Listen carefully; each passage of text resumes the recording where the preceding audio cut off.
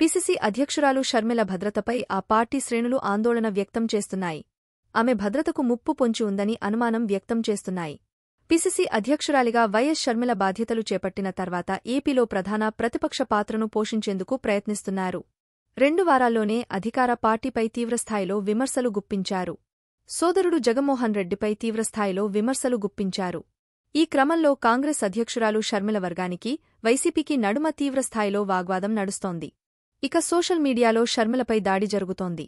రాష్ట్రంలో ప్రతిపక్ష పార్టీలను వదిలేసి వైసీపీ పూర్తిస్థాయిలో షర్మిలను టార్గెట్ చేసింది. రాష్ట్ర వ్యాప్తంగా జిల్లా పర్యటనలకు శ్రీకారం చుట్టిన షర్మిల రోజుకో రకంగా వైసీపీ అధ్యక్షుడికి ప్రశ్నలు సంధిస్తున్నారు. షర్మిల తీరును వైసీపీ మొదటి నుంచి వ్యతిరేకిస్తోంది. ఆమెను ఎదుర్కొనే క్రమంలో సోషల్ మీడియాలో పెద్ద ఎత్తున ట్రోల్ చేస్తున్నారు. ఈ పరిణామాలకు ఆమె కూడా సిద్ధమైనట్టు కనిపిస్తోంది.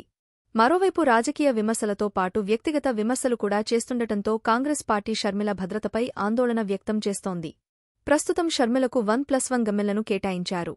జిల్లా పర్యటనల్లో ఆమె ఎలాంటి భద్రత లేకుండానే పర్యటిస్తున్నారు.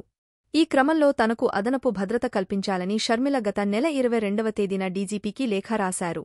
ఈ క్రమంలోనే ఆమె కుటుంబానికి గతంలో ఉన్న భద్రతను కుదించారంటూ సోషల్ మీడియాలో కాంగ్రెస్ శ్రేణులు ఆరోపించాయి.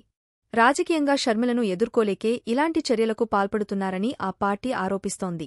తాజాగా షర్మిలకు అదనపు భద్రత కల్పించాలని AP Congress incharge Manickam Tagore demand చేశారు.